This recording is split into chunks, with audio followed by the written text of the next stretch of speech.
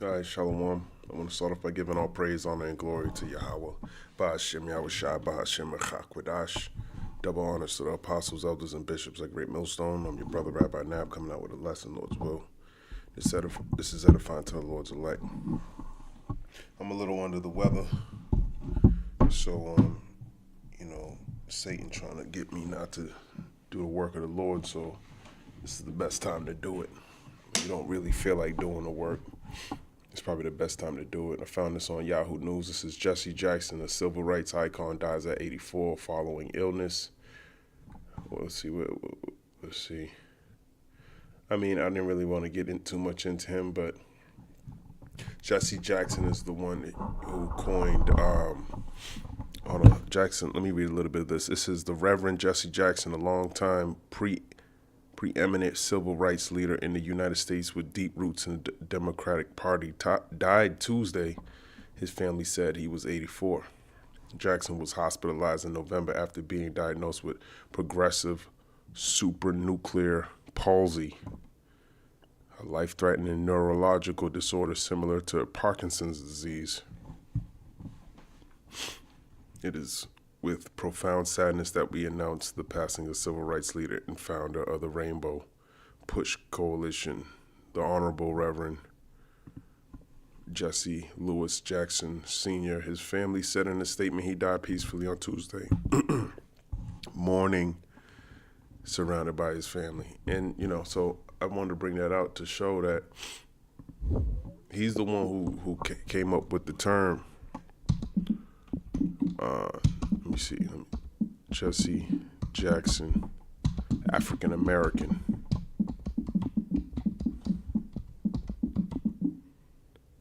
Let's see what pops up.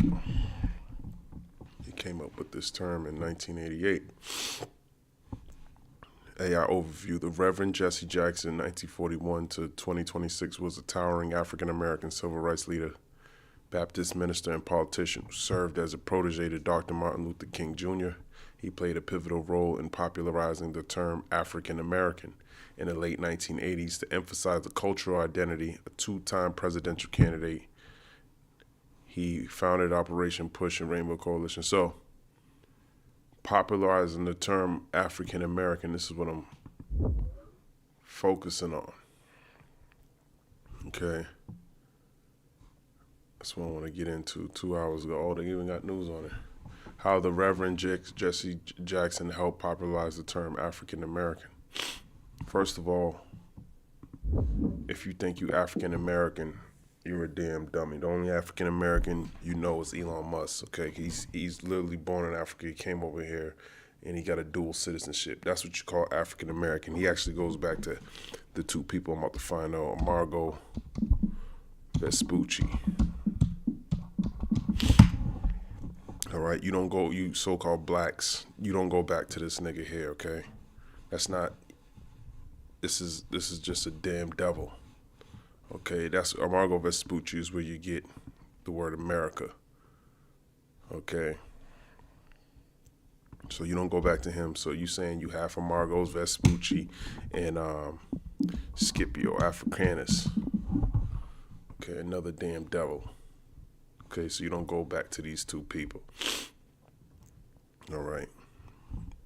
Publius Cornelius Scipio Africanus was a Roman general and a statesman who was one of the main architects of Rome's victory against Carthage in the Second Punic War. So you don't go back to Margot Vespucci or Scipio Africanus. So Jesse Jackson is the one who, in 1988, created that term, and you've been calling yourself that since 1988. Prior to that, you were just a nigga, you were just black, you were just a nigger, negroid, negro.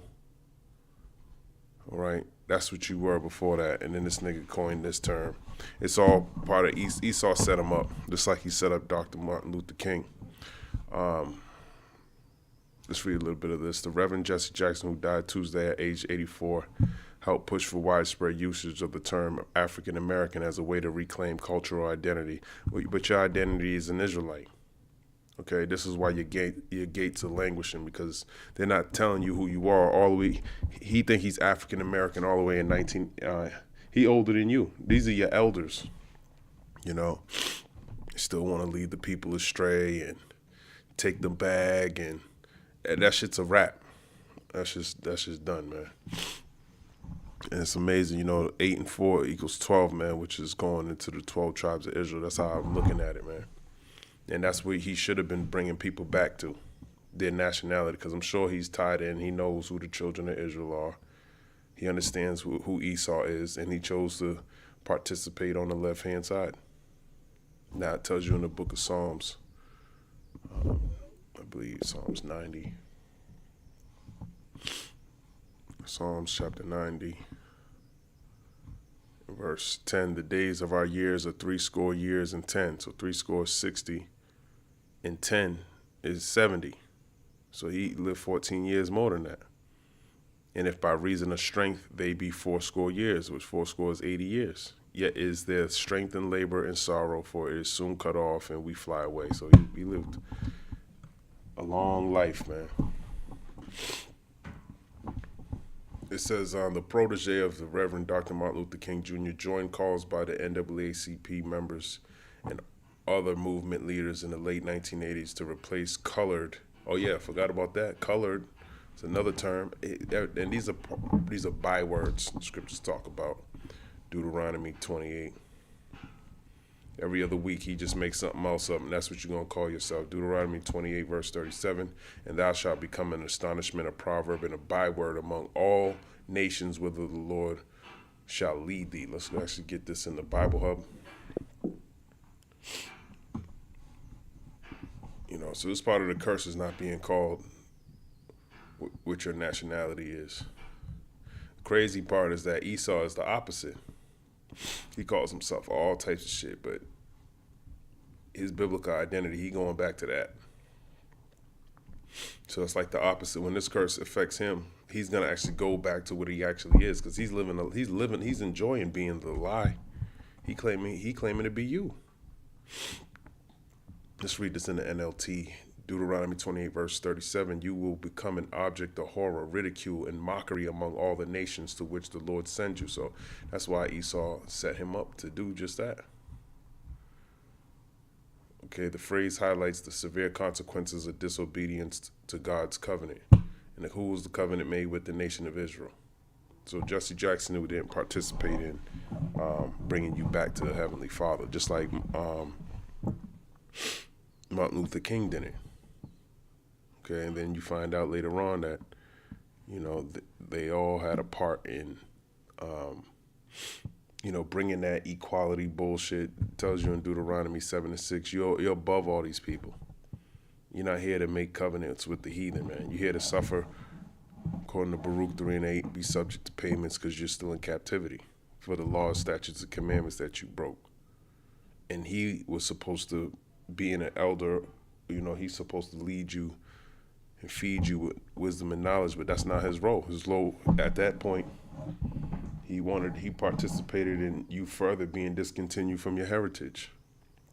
So even before you were nigger and colored and black, it's all the same shit. Moses is warning the Israelites of the curses that will follow if they fail to obey God's commandments. So that's the sign. Okay, like it tells you in Deuteronomy 28:46, and they shall be upon thee for a sign and for a wonder, and upon thy seed forever. So this would be happening to the nation of Israel. Okay, these curses that are in Deuteronomy 28. This is how we would know who we are in these last days. Okay, but just like back then, there was always some sellout niggas that just wanted you to participate with master. They didn't never wanted to leave. They always wanted to be comfortable and shit. But now you're gonna get to a point where no one's gonna be comfortable. Okay, there's no one you can go tell to and point the finger at this dude and get him messed up, get him all jammed up while you get some privileges. It's not gonna be like that. Because according to Revelation, the 13th chapter, everyone's going to be affected with all these things that are happening in the world. It's going to be a World War III. It's going to be famine. It's going to be all types of stuff, man. Gas prices and, all of that's going to affect everybody. And the only way you're going to kiss ass is if you take the MOTB. And then once you do that, you lose. Okay? The term horror, scorn, and ridicule suggests a complete loss of dignity and respect among other nations. And that's why they're calling you that. Not calling you a child of God, child of the Most High, Yasharala, with respect. It's all ridicule. It tells you in the KJV, it's an astonishment, to look at a people with such disdain. These people don't care. They think you're just a perpetual slave. That's how these people think. And they believe the lies that Esau propagates. So that's, it's all building up to the point where the Lord's going to allow us to destroy these heathen with smiles on our face. They're going to deserve it. Okay? The term horror, scorn, and ridicule suggests a complete loss of dignity and respect among other nations. Historically, this prophecy was fulfilled during Babylonian exile when the Israelites were taken captive and subjected to humiliation. So he doesn't know what he's talking about. Esau is always trying to throw a stumbling block in there. So you got to be studied. You got to know who the devil is and what his purpose is. These stumbling blocks to keep us away from the Lord. He don't want you having. That's the real battle, is keeping your faith. He knows that's more important than anything else. If he can take away your faith, hey, that's better than any bullet that can ever hit you, man. Any plague of the body. You not having faith, hey, man, he can destroy you. You already destroyed. The language here is reminiscent of the curses outlined in Leviticus 26, emphasizing the seriousness of turning away from God. True, but this Babylonian exile, we knew who we were when we were in Babylon. What is he talking about? After the Persians rebuilt the kingdom, Ezra rededicated the temple and read out the commandments, got them back to following their customs. So he doesn't know what he's talking about. Among all the nations, this indicates the widespread nature of Israel's disgrace. So we wasn't spread everywhere in Babylon. Okay, modern day Babylon, if he wants to say that, but without understanding, you would think it's talking about ancient Babylon, and that's not the case. We knew who we were then. Okay, it didn't start until the Greeks started coming. Okay, that's when it really started separating from knowing who we were. Because we went through what you call the Hellenization period, where the Greeks were trying to get us to conform to their way of life, just like they're trying to do in this time. Because he understands the value in you not knowing who you are. If he can because it's all about Israel. If we can keep you down and low, you're not serving your Lord, we can rule. And the longer we do that, and that you don't repent and you keep going off, hey, we got more time. But now that time's being flipped on its head, because now Israel's being woken up. So now all these things are accelerating. You're starting to see laws being passed that are oppressive. You're starting to see wars kicking off because the word's going out. So the Lord's working now because there's more people repenting. When the Israelites were taken captive and subjected to humiliation, that didn't happen till here. It tells you in the book of Hosea 1 and 10.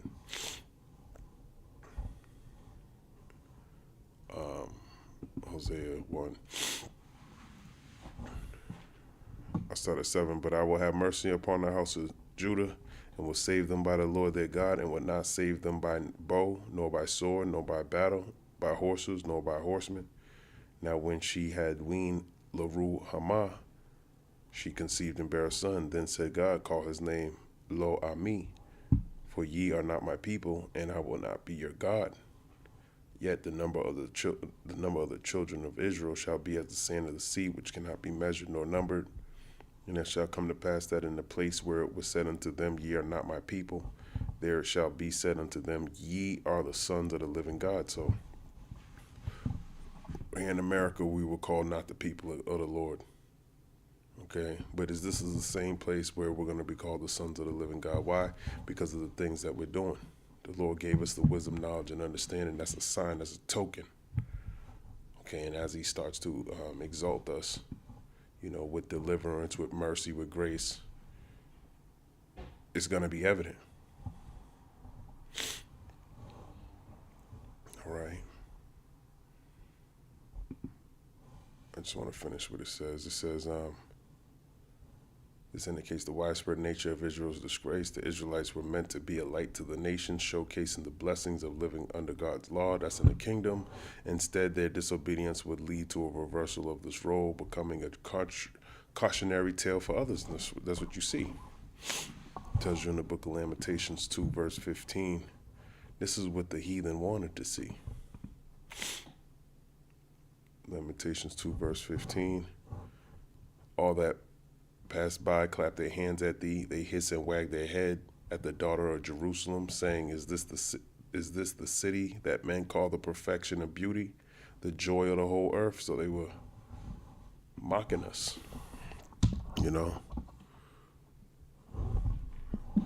Lamentations 2, verse 16, it says,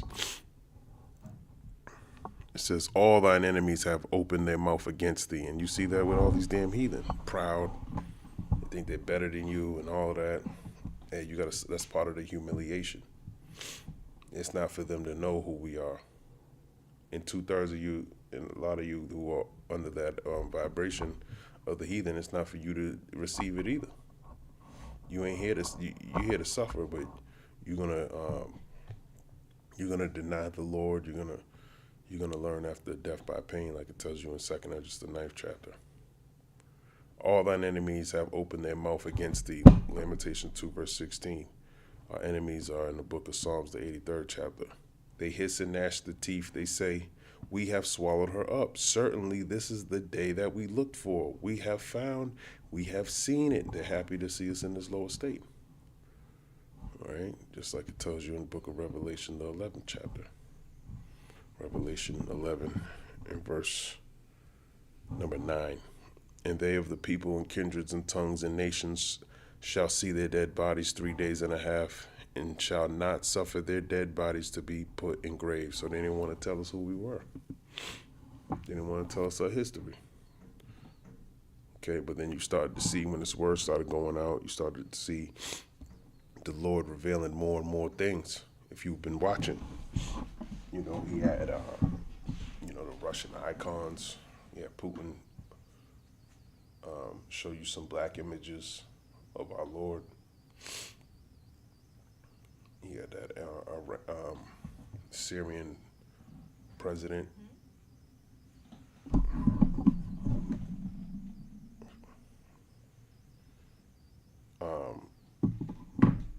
Basically tell not a Jew that you ain't the real Jews and all of that. So that's showing you that these heathen actually know what's going on out here. All right. But a lot of you people, you're just too damn stupid and dumb that you'll never get it. You'll never get anything. This phrase also foreshadows the dispersion of the Jewish people. There's no such thing as Jewish people. Okay, there's Israelite people. There's no tribe called Judish. Okay, it's Judah. Throughout the world, known as the diaspora, which began the Assyrian and Babylonian captivities and continued through history. That's right, the diaspora. John 1, what's that? James 1:1. James, a servant of God and of the Lord Yahweh Shai HaMashiach, to the 12 tribes which are scattered abroad, greeting. When you look at this word scattered, so James isn't talking to everybody. The word here is diaspora. Strong's G1290. Diaspora. Diaspora, right? It means a scattering, a dispersion of Israelites dispersed among foreign nations, and that's where we're at right now. Dispersed throughout the world. Okay. And some of us are in the land too, of the Christians scattered abroad among the Gentiles. Now, the Christians are the Israelites, first of all. Not these damn devils who got baptized in water and think all of a sudden they're Christian. That's not how this works. So they can feel comfortable about being a devil. That's Christianity. That's modern day Christianity, to make the devils feel good about themselves. We rebuke that through the wisdom and knowledge of Yahweh Ba'ashem Yahushua. They're going into slavery. All right? And this is what we boast in, because we understand that that's the Lord giving us the victory. He gave these devils the victory, and look what they did with it. They continue to oppress you. And they will continue to do it unless the Lord put a stop to it. So you want to roll a stone on somebody, well, that stone's going to fall upon you. It says the world known as the diaspora, which began with the Assyrian and Babylonian captivities and continued throughout history, right?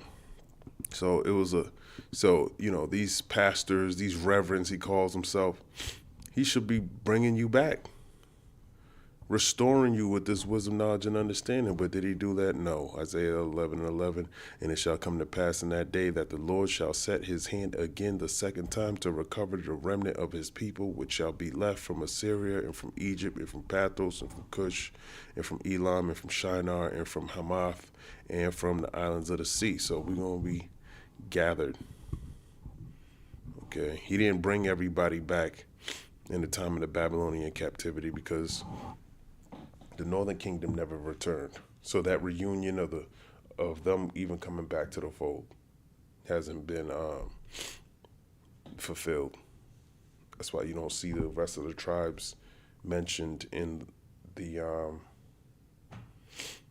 over there in Israel. I was just watching a video with I forgot, it's another Israelite online. I don't know what group he's in, but he's a very smart man.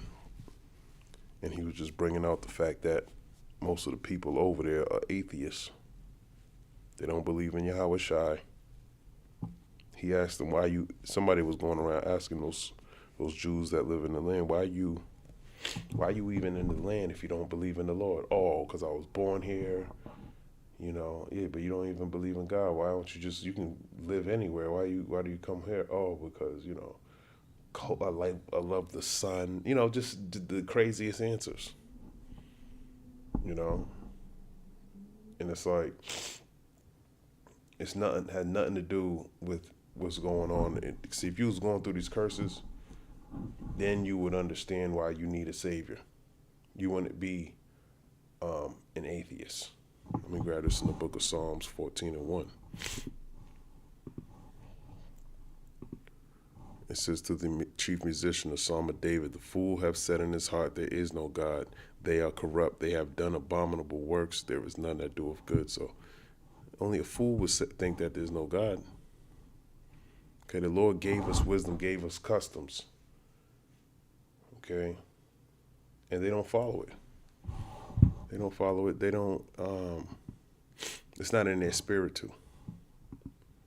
Let me finish this. To which the Lord will drive you. This part of the verse underscores God's sovereignty and the fulfillment of his warnings. The driving out of the Israelites from their land is not merely a result of political or military defeat, but is portrayed as a direct action of the Lord in a response to their covenant unfaithfulness. So we made a covenant with the Most High through Moses on Mount Sinai. In Exodus 24, this aligns with the broader biblical narrative where God uses foreign nations as instruments of judgment against his people. That's right, instruments of judgment. Okay, he brings forth these different nations to come up against you, bring judgment upon you. Then he turns around and judges those nations. As seen in the books of the Kings and Chronicles, it also serves as a reminder of the conditional nature of the blessings and curses associated with the Mosaic covenant, right? Which belongs to Israel, by the way. But they are in the land because the Lord didn't just leave us clueless. We understand that they have a purpose there. Luke 21 verse 24 says, and they shall fall by the edge of the sword. This is talking about 70 AD, and shall be led away captive into all nations, which fulfills Deuteronomy 28 verse 64. And Jerusalem shall be trodden down of the Gentiles until the time of the Gentiles be fulfilled. Now these are natural born Gentiles, meaning they're not descendants of Abraham, Isaac, and Jacob. They come from a different line. This is what you call a heathen. Okay, ethnos. Heathen. Okay. That's what they are. That's who's going to be in the land. Gentile, heathen, nation, people. That's what Gentile means. It pretty much means a nation. But no one's going to kick the heathen out that land except the Lord, and the Lord in return. So the heathen are going to occupy that place until the time is fulfilled for the Lord to bring his people back into their land, like it tells you in a couple of places. Isaiah 14 1. I'll go here though. Isaiah 14:1. For the Lord Yahweh Ba'ashem Yahushua will have mercy on Jacob and will yet choose Israel and set them in their own land, and the strangers shall be joined with them, and they shall cleave to the house of Jacob. So the strangers are talking about us. Okay, in this case, we're strange. We're just like Abraham. Gar, a sojourner, okay, a temporary inhabitant, a newcomer lacking inherited rights. That's us. Of foreigners in Israel through conceded rights. So we didn't know we were Israel because we were going through these curses. We're just sojourning over here in a foreign land. Okay, and now we got our wisdom, knowledge, and understanding. We're the ones cleaving to the house of Jacob. Okay, who else is claiming to be Israel? Who's cleaving to the house of Israel? Small Hat's not doing that. Oh no, I'm him. Yeah, I'm him, man. Look at this. Look at all this paperwork I got.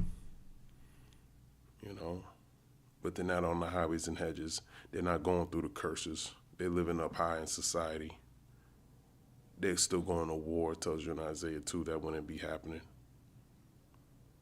So you got to ask yourself, once you come to the conclusion that they don't fit, once you understand the knowledge of the Lord, the only way you're going to make your calling and election sure is if you truly believe. And you're only going to believe if you truly possess the wisdom and knowledge of Yahweh Ba'ashem Yahushua. You can't fake it. Isaiah 14:2, and the people shall take them. Now we're talking about the heathen. Okay. Now they're going to be taken and bring them to their place, which is Israel. And the house of Israel shall possess them in the land of the Lord for servants and handmaids. So where are they, these different heathen nations, being oppressed by being servants to these people? They're not being servants. He's in the process of trying to make you a servant, the whole world a servant to him through some digital technology, not by the Lord giving him that authority, because that's not part of his blessing. His blessing is the sword, and that's what he's going to use to try to get you to give up your blessing. And 2/3 of you are going to be fooled over here in Babylon, or wherever you're at. All right? You ain't going to get the victory. And they shall take them captives whose captives they were. So why aren't they ruling over the Jews? Why don't they have German Nazis serving them over there? Since they were captives to them, that's who they should be ruling over. The Germans. They should be bringing them drinks. They should be washing their feet. They should be doing all manner of things for them, giving them the treatment, but ain't no one doing that. Okay, he got to go on a little island and God knows what over there. What we hearing stories about, what type of shit he be getting himself into over there. And they shall rule over their oppressors. So who oppressed the so-called Small Hat? The Germans. So why aren't they ruling over them? That's what you got to ask yourself. That don't fulfill prophecy. Revelation 2:9. I know that works in tribulation and poverty, but thou art rich. And I know the blasphemy of them which say they are Jews and are not, but are the synagogue of Satan. So they're the synagogue of Satan. Revelation 3:9. Behold, I will make them of the synagogue of Satan, which say they are Jews and are not, but do lie. Behold, I will make them to come and worship before thy feet, and to know that I have loved thee. So there you go. The Lord gonna make them worship before thy feet. Okay? All these damn heathen. Then they're gonna know who the Lord's dealing with. But back to this dude, Jesse Jackson not bringing the flock back to the wisdom, knowledge, and understanding. It says to be called African Americans has cultural integrity, he calls it. It puts us in our proper historical context. That's not true.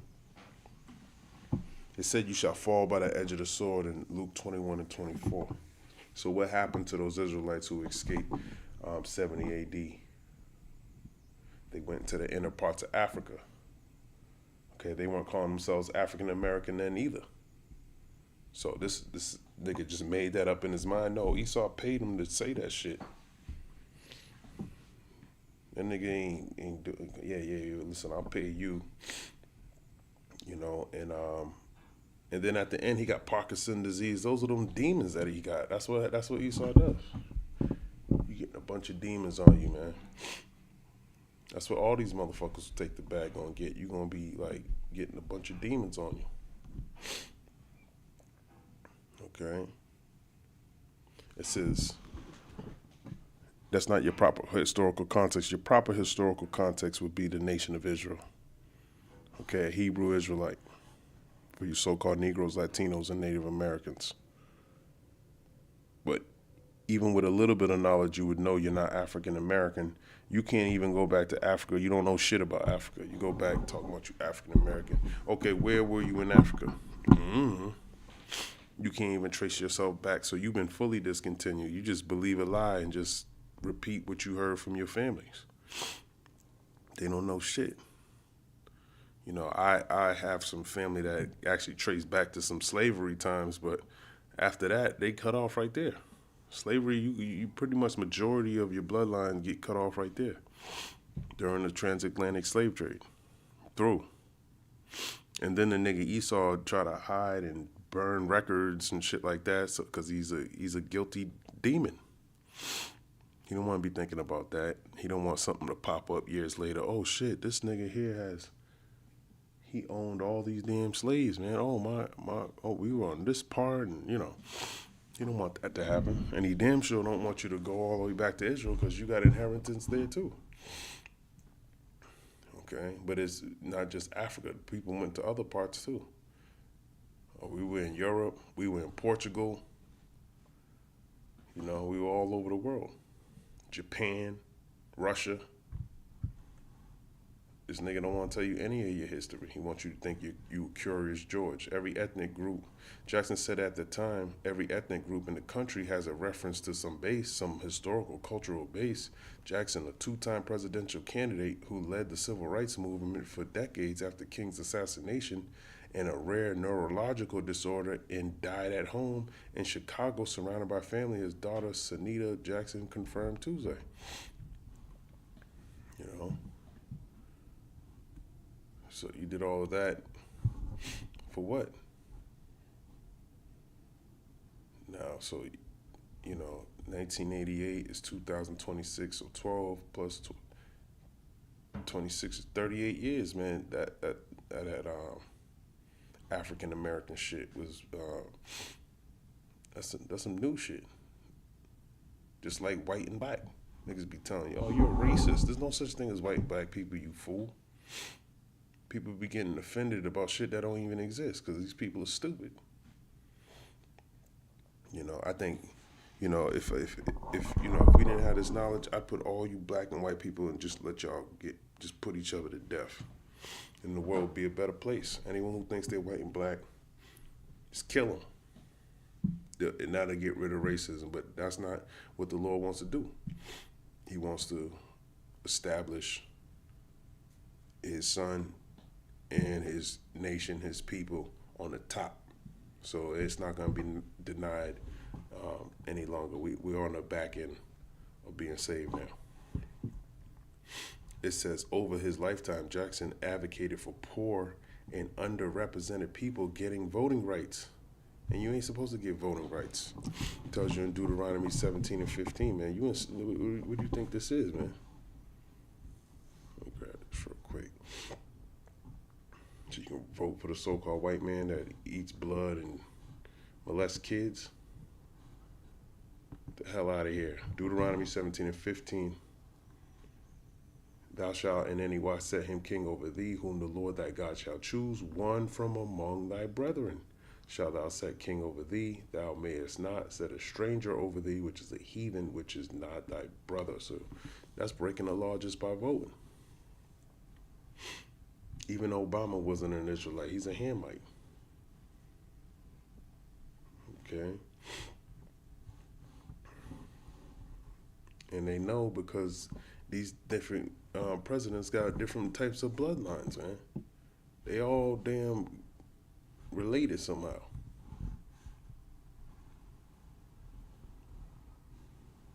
All right. Yeah. So he was bringing people off. African American was used by some scholars long before the push by Jackson in the NAACP, but it didn't enter the common vernacular until the Reverend drummed up community support. The term appears as early as 1782 on a title page to a pamphlet of a sermon by an African American published in Philadelphia, according to research by Yale Law librarian Fred R. Shapiro. You can believe that if you want. I doubt in 1782 they were thinking, yeah, we should call you African American. Last thing we're thinking, they probably just want to call you cattle. Just call them property of Mr. Brown. Jackson took cues from movements and other minority groups that were also pushing to change how they were labeled or recognized. He's taking cues from the heathen.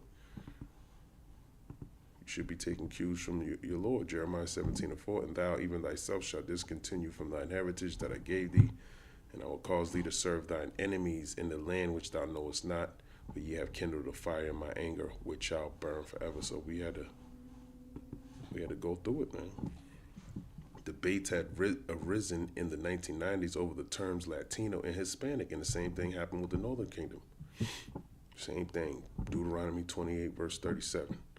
These astonishments, these proverbs, these bywords. And Asian Americans had just successfully lobbied the U.S. Census Bureau to give Native Hawaiians and other Pacific Islanders listed for the first time in the 1990 census.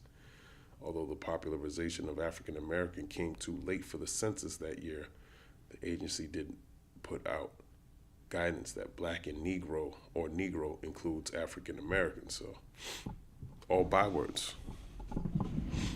There's no tribe called Black. There's no land. It don't, tie you back. Even, these different nations don't even call themselves their biblical identities. But then when you look back on why they're not doing that, it's because of Esau. So he created this false reality where he can call himself white and this nigga's an idiot. You're red. Sociologist Walter Allen, who was Black, you see, like this is your news even pushes this stupid shit. They call Asian people yellow. These niggas are kids. Like, this is common. This is how people actually talk in 2026. It's just low. It's just so dumb. This is why I can't. It's like I'm ready to get you, man. I'm ready to get you. Like, you need to get your ass kicked, all of you. And the Lord's gonna allow us to do it, called the adoption of the term a significant psychological and cultural turning point in a January 1989 article in the New York Times. Yeah, this is a great turning point. Let's stop calling us black and colored. You're gonna be African American. We're gonna go back to Scipio Africanus and Amargo Vespucci. Yeah, let's sign up for that. Then when you talk to other blacks during that time, they thought during that time in 88, imagine like now they come out and say, we're not gonna call you black anymore, we're gonna call you purple. How you would feel like, why would you call me purple?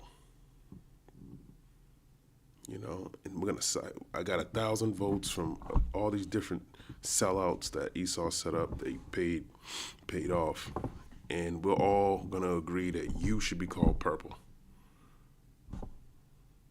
It's ridiculous. Then a couple years later, you guys just conformed to it. It didn't even take long. This shit only been here 38 years. It shows you how stupid the nation of Israel really is, man. They're dumb. And it ain't just them, it's the whole nation of Israel. Same thing happens to Latino X. Like, that shit's new. People are actually calling themselves that bullshit. This nigga ain't create you. Where I want to go, Salakia. Yeah, he said it was a turning point. No, the real turning point is coming back to the Lord. Deuteronomy 7:6, for thou art a holy people unto the Lord thy God. Holy means to be separated from these other nations. You're holy, you're consecrated to do a specific purpose, which is to serve the Lord. That's your whole purpose. According to Ecclesiastes 12, verse 13, that's the whole duty of man, and you don't do it. These heathen are supposed to be following you. But now the Lord put it where they don't care about what you talking about the Lord. These people don't want to, they want to say God loves everybody and still transgress every law in the Bible. The Lord thy God have chosen thee to be a special people unto himself. So that's talking about us. Above all people that are upon the face of the earth. So that's what the Lord wants for you. Not for you to be equal or feel accepted with these damn heathen. Okay. That come a month after Jackson convened a meeting of 75 black groups, including fraternities, sororities, sellouts, advocacy organizations, and social groups, in which organizers said there was overwhelming consensus. Of course it was overwhelming. Yeah, we all agree.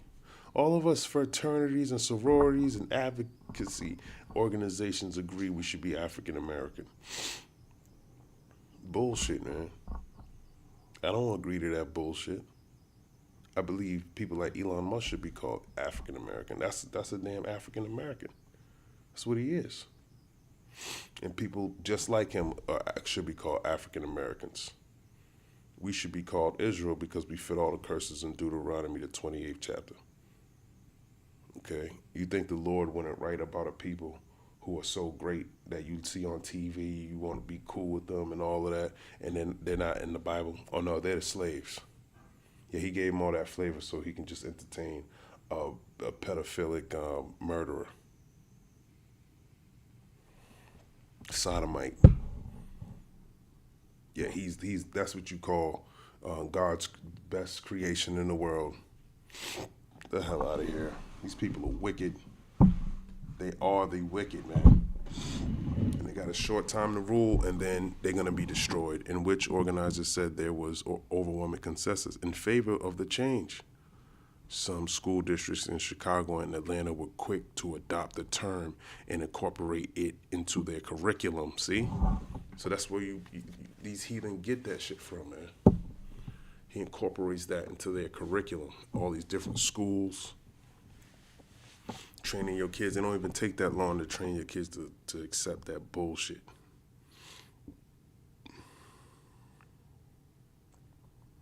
You know, a lot of y'all giving up, you know, a lot of Black Panthers and shit. That shit got all broken up. The nation just went from downhill to downhill. And then the Lord brought the truth out. You know, we served all these other gods, turned to the Muslims, went to the Christian Catholic Church, Buddha, all this bullshit. And then we came into the knowledge of the truth. And we ain't serving these other gods anymore. It says in Chicago and Atlanta were quick to adopt the term and incorporate it into their curriculum. Now the terms Black and African American are often used interchangeably in the U.S., though Black is often seen as a more inclusive. It's broader and can include people from Latin America and the Caribbean, and that's what Black people like to do. We'll take a name like nigga and make it cool, and then it don't mean ignorant no. Now it's a cool term and shit. Like, that's just Jake. You know, you make other nations want to use the word like it's cool and shit. But they gonna be the nigga real soon. That's what we've been calling you people ignorant. That's what you are. The whole world is actually ignorant, and we're the ones who actually got the wisdom, knowledge, and understanding. It's backwards, and we're gonna beat you for it. Those who dislike the term African American say it puts a modifier on their American identity or suggests a modern personal link to Africa that doesn't necessarily reflect their lived experience. This nigga took your whole culture away, gave you rap and hip hop and dancing and gangsta shit, poverty. That's your identity here. No, the whole world was created for our sakes. So the Lord put Jesse Jackson to death. All right. But he's good now. You know, he gonna be in the kingdom too. He gonna be beating you heathens up too. Like, you motherfuckers made me do this to my people. He gonna be one of the worst on you. He gonna have his head down, but it is what it is. Let's see what this Epstein's son's doing. It says, Mamdani to Hochul, tax the rich or all raise New Yorkers' property taxes. That's what you get. That's what you get. New York's gonna be like California. All your rich people are gonna move out of there in California. They might even just move out the country and leave this desolate land alone, man. Just go live somewhere else in Brazil's probably. Argentina. You know, far away from all these taxes. It says Mayor Zohran Mamdani is threatening to raise New Yorkers' property taxes if Governor Kathy Hochul doesn't approve a tax hike on the wealthy, NY1 has learned. So NY1, I guess is the name. Yep. So, you know, they're already talking about job losses. They're already talking about foreclosing homes. Now this nigga wants to raise the taxes in New York. So a lot of people live in New York. That's a lot of people who's going to be losing their homes soon. Raising property taxes would be no one's preferred option, partly because the system is so flawed, riddled with inequality. City Comptroller Mark Levin, a Democrat, told NY1 in an interview after exciting a closed-door briefing Tuesday with Mamdani and his budget aide. So, good luck. Good luck, man. That means people who own property, they're going to raise your rent too. Everyone's going to be affected by that. And it's not going to stop there. It's going to keep going to every Democratic city and Republican city. You saw what Mamdani did when he went to the White House. You know, they were talking like they were best friends. Of course they would. They got ties to somebody very special to them. What you need to know, Mayor Zohran Mamdani is threatening to raise New Yorkers' properties tax. One of the few ways a mayor can raise money at the city level is change the property tax rate, an undertaking not seen since former Mayor Michael Bloomberg was in office. Mamdani said the city's 2-year projected budget gap now stands at $5.4 billion, a shaved down figure after previously estimating that the city's overall deficit was roughly $12 billion, an amount he compared to the Great Recession. Yeah, so that's how he wants to even out the budget. Tax the poor, tax the rich. He ain't gonna tax the rich, so the rich can just get up and leave. You know. Yeah, you can have. See you later. Put this house on the market and I'm out. It's essentially a regressive tax as it's currently structured, hitting homeowners in communities of color much more than it hits homeowners in wealthier areas. So this should not be anyone's choice of how we solve this, nor, by the way, should drawing down reserves, he added. One of the few ways a mayor can raise money at the city level is change the property tax rate, an undertaking not seen since, just read that. While it's unclear what the new property tax increase would be, Levine said Mamdani also discussed in order to cut spending at agencies.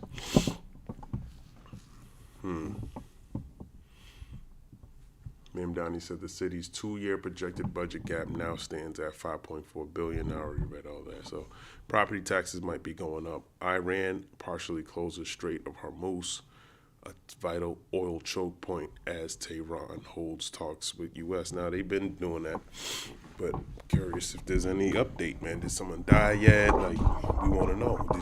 Did you take over some shit? Like, what's up? Get it popping, man.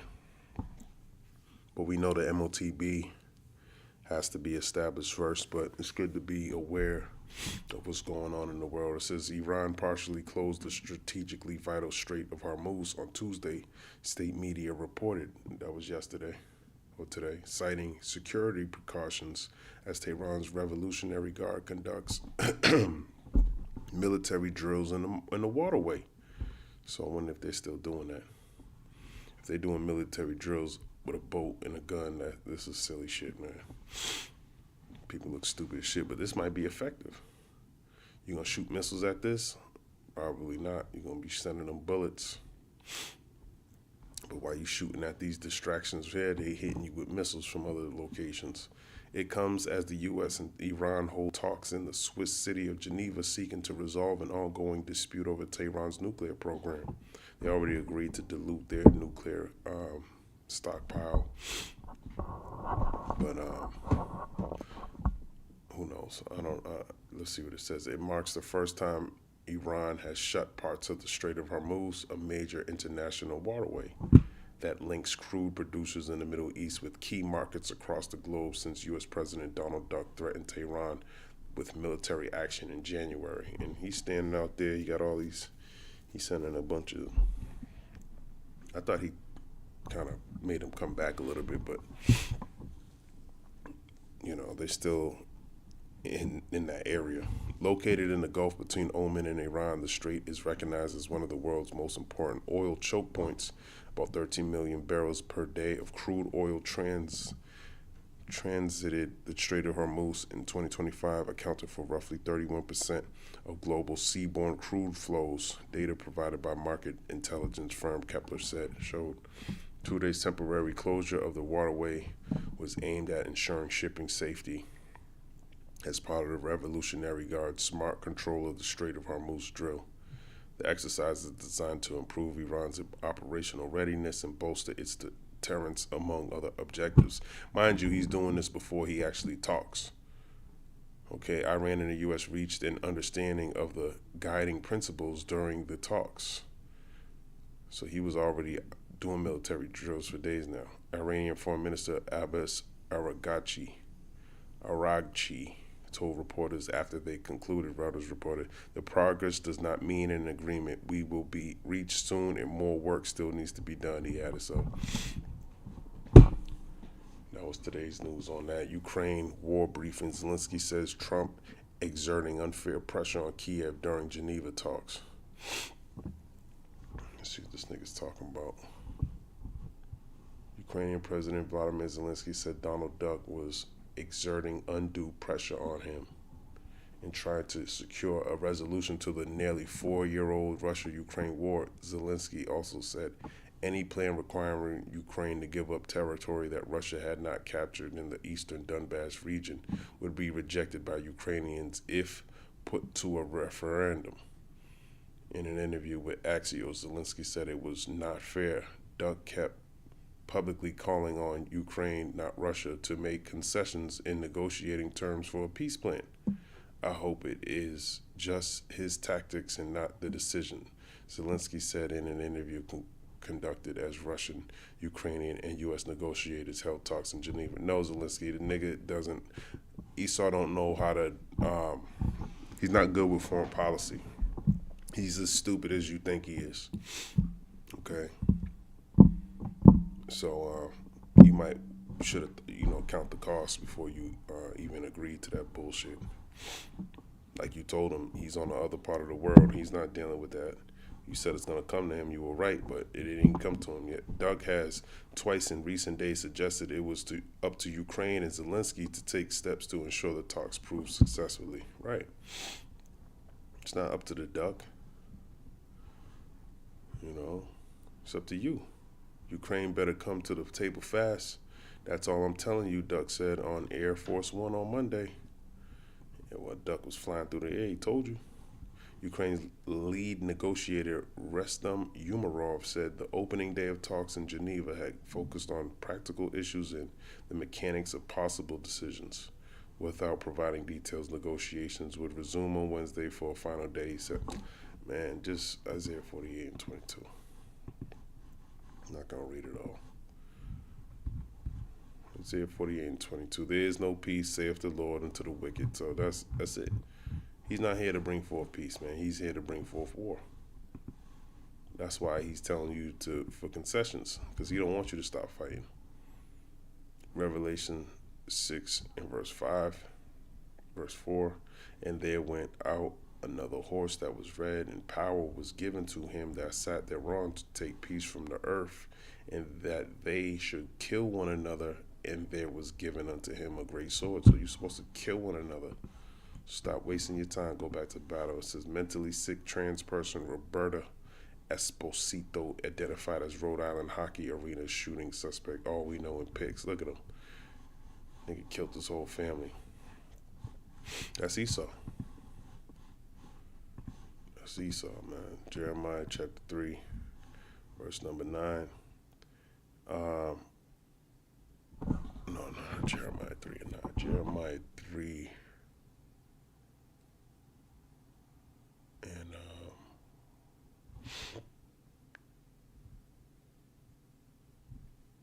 I forgot what it was. I thought it was Jeremiah 3 and 9, but it must be something else. Jeremiah.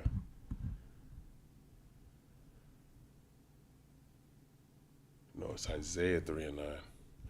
The show of their countenance doth witness against them, and they declare their sin is Sodom, they hide it not. Woe unto their soul, for they have rewarded evil unto themselves. That's Esau, man. Okay. I'm surprised they actually called him mentally sick. Who's this? Edited by Mohita Kaur Yeah, he must not be American. He said mentally sick. And he's killing people. He walks around fucking dressed as a woman all the time. A family dispute at a school hockey tournament turned deadly in Rhode Island. Police identified the suspect as Robert Dorgan. Come on, Bob, why you do it? Who also went as trans, calling himself Roberta Esposito. This shocking arena shooting left families shattered. Scroll down for the disturbing details. I already know. Actually, who did he kill though? He killed his own family. He killed his own family, man. A high school hockey tournament in Pawtucket, Rhode Island turned into a scene of panic Monday, February 16, after when gunfire erupted inside the Lynch Arena. The Pawtucket Police Department later revealed that a father opened fire in the stands during a game, killing 2 people and critically injuring 3 others before taking his own life. This, they said, happened over a family dispute. And he just started blasting away, man. Authorities later on Monday identified the gunman as 56-year-old Robert Dorgan during a late-night press briefing. Pawtucket Police Chief Tina Goncow said investigators also learned that Dorgan went by a female named Roberta. We have identified the person, the suspect, by a birth name. The birth name was Robert. Goncow said, we have also learned that the person goes by... Come on, who did he kill, man? Shooter was mentally sick. According to reports, a woman leaving the Pawtucket police station earlier in the day identified the shooter as her father and said he struggled with serious mental health issues and was very sick, and the nigga got access to guns. Nigga looked like he could be a police officer too. He shot my family and he's dead now. She told reporters, however, she did not elaborate on Roberta Esposito's mental health struggles. Family members among victims, investigators say the shooter initially sat near the back of the stands on the home team side before moving closer to the front and opening fire. According to local reports, the victims included 4 family members and a family friend. The mother of Dorgan's child died at the arena, while a child of hers later died at a hospital. 3 others remain in critical condition. The victims are yet to be identified. Psh. Whew. And that's what Esau's going to be doing that in these last days too. He's going to be putting his family to death. And you black bitches is with him, so he going to kill you.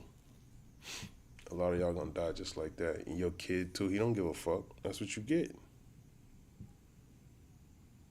That's what you get. His value's going down, our value's going up. And now, Jake ain't a predator like that. I mean, some of them are, because they've been under this nigga so damn long. Actually, Isaiah 3:9 is talking about Israel, so Israel's a bunch of damn faggots too. Back then, not all of them like now, but it's a lot worse now. From hosting Nigeria's leader to visiting Ethiopia's prime minister, Turkey is expanding its African reach. So that made me think about Ezekiel 38. Turkey is expanding its, whenever you can hear about Turkey, man. Erdogan's an old man. Ezekiel 38.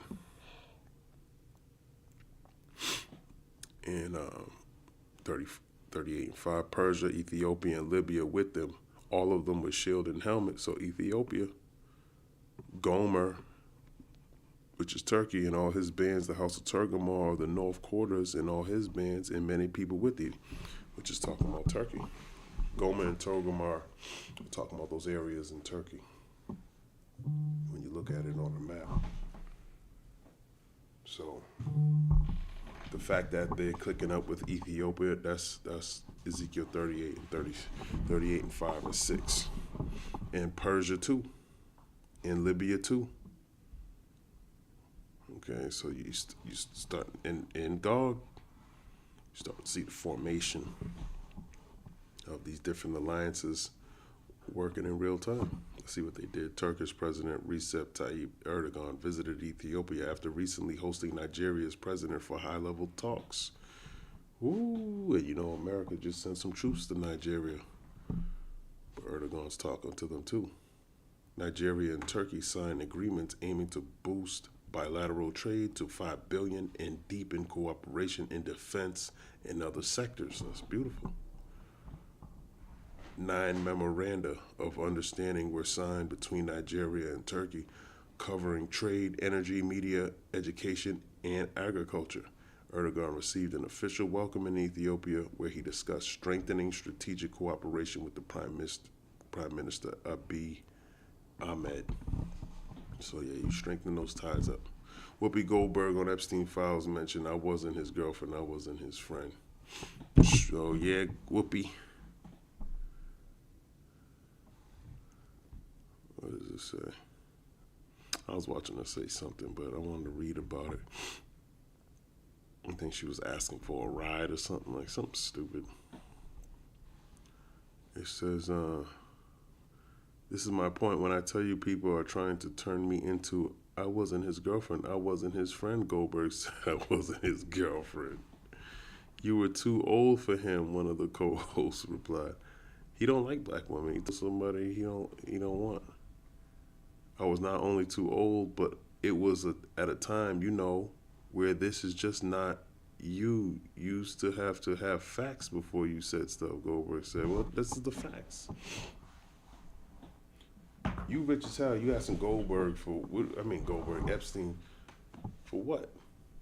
But Duck is on the list 38,000 times, Bahar said. Damn, I heard millions.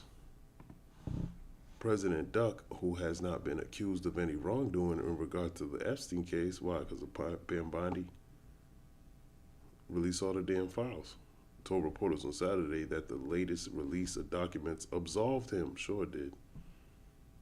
They probably criminalized him. I can't speak to him, Goldberg said of the president, but I'm speaking about me because I'm getting dragged. People actually believe that I was with him. It's like, honey, come on, she added. Every man that I've ever been with, you've known about him because either the National Enquirer wrote it about it, people wrote about this stuff, Goldberg, 70, said. No, I didn't get on the plane because you know what I would have to do to get on the plane, question mark, Goldberg said, noting her longtime fear of flying. Yeah, right. Goldberg, you 70 years old. You look pretty good for your age, as a matter of fact. You look really good for your age. I know black don't crack, but you don't look like Jesse Jackson. Women normally age like milk. But she looked like Madonna. You actually look really good for your age. Let's see what Whoopi Goldberg look like. It's a time of being exposed. How'd you get on The View? Yeah, you look. Yeah, you don't look that old, man. You actually look good.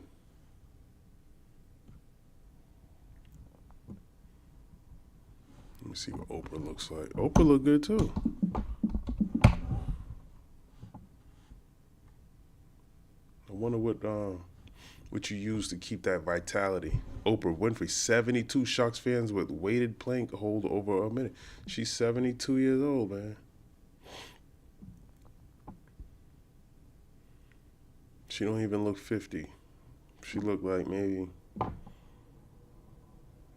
for like 50.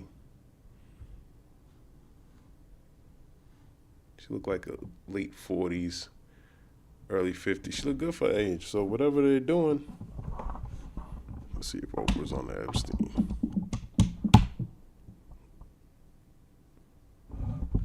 Oprah Epstein.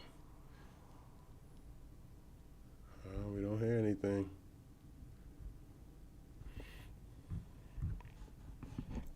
She must have ties. She must have ties. Whoopi. Teen survivors. Random throat slashing attack on Daytona Beach boardwalk authorities say this kid got.